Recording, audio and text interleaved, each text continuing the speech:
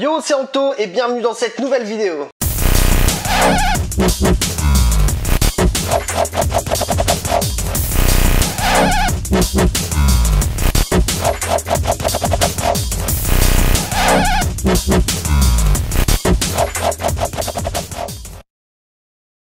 Alors aujourd'hui on va parler du nouveau drone de chez DJI, le DJI FPV Combo. C'est un drone qui a énormément fait parler de lui avant même de sortie parce qu'il y a eu quelques fuites.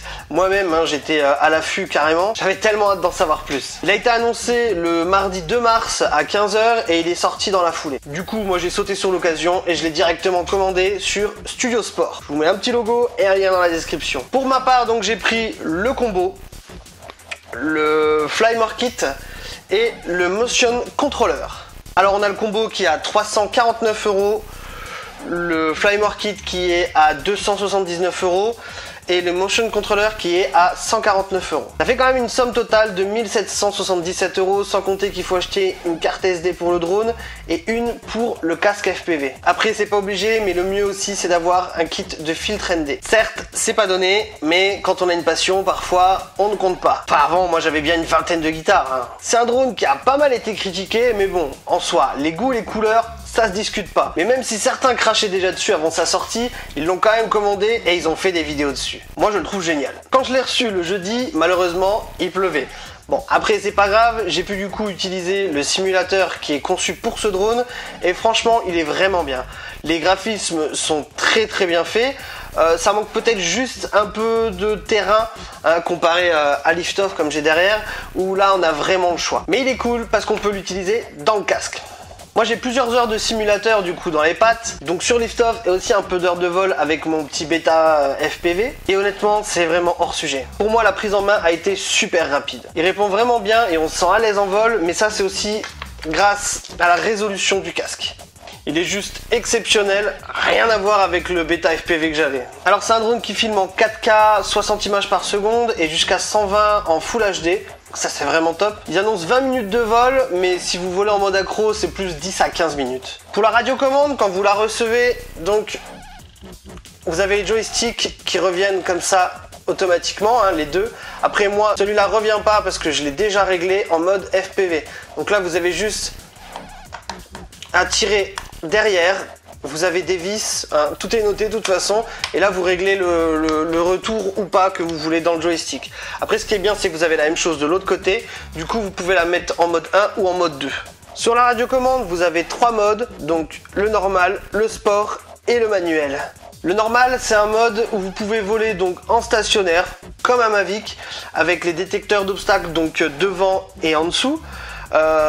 C'est stabilisé, c'est propre, ça pivote un peu dans les virages pour avoir un effet FPV qui est vraiment sympa pour commencer. Ensuite vous avez le mode sport qui est stabilisé lui aussi et là par contre vous n'avez pas les capteurs d'obstacles. En mode normal il vole à 54 km/h et là en mode sport il va jusqu'à 100 km/h. Et le troisième mode, le plus intéressant, c'est le mode manuel, donc plus souvent appelé le mode accro, où là vous êtes full, vous faites ce que vous voulez.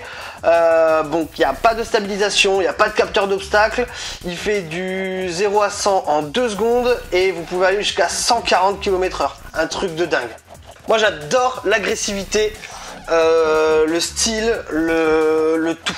Franchement, je trouve que c'est un quad qui est vraiment bien fini, qui est vraiment bien fait. Je sais pas, moi je suis vraiment tombé amoureux du design. Je l'ai déjà sur ma première vidéo, hein, je le disais. Voilà quoi, et puis quand on l'allume,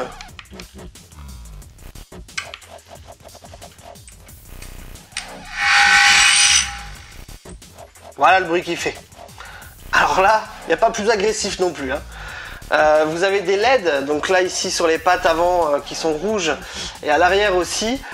Donc ça c'est toutes les LED là, elles sont, vous pouvez les changer. Hein, vous allez dans le menu, donc tout est dans le casque. Vous pouvez changer la couleur que vous voulez. Moi j'ai laissé un peu rouge parce que ça me fait penser un peu à un vaisseau à la Star Wars. Hein, moi je me dis que je vois bien Kylo arriver à fond de balle là-dedans. Voilà quoi.